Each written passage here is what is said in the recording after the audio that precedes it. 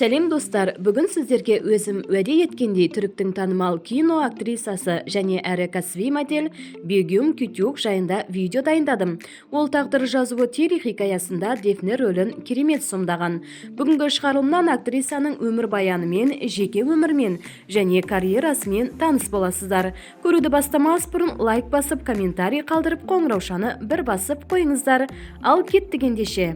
Бегюм Кютюк 1980 жылы 27 тамызда Измир қаласында мұсылмандық дәстүрді терең құрметтейтін отбасында дүниеге келген. Измирдегі жеке мектепті бітіргеннен кейін Ескишехирдегі Анадолу университетінің іскерлік басқару факультетіне оқуға түседі. Оның бойы 180 сантиметр. Сондықтан да ол университетте оқып жүргенде оқу орнының баскетбол командасына қабылданады. Оқуды бітіргеннен кейін Бегюм бірнеше жыл Францияда журналистика мамандығы бойынша білім алады.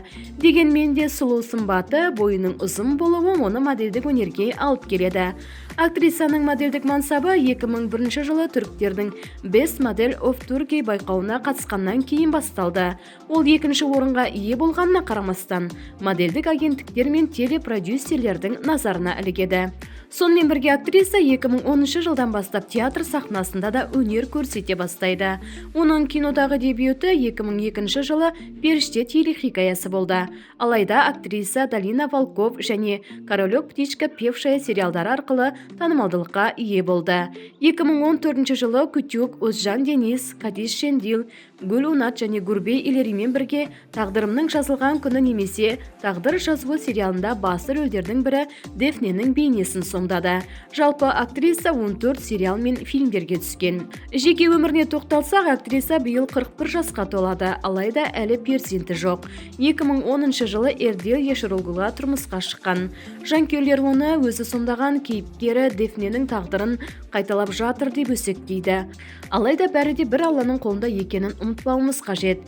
Актриса құрсақ көтеріп әлі-ақ балалы болады деп сенеміз.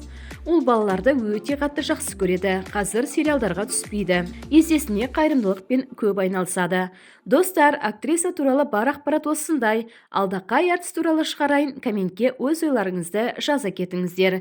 Сіздермен болған әдеттегідей Әсем ТВ арнасының жүргізушісі Әсем Жұмалиева. Келесі кездескенше аман сау болыңыздар.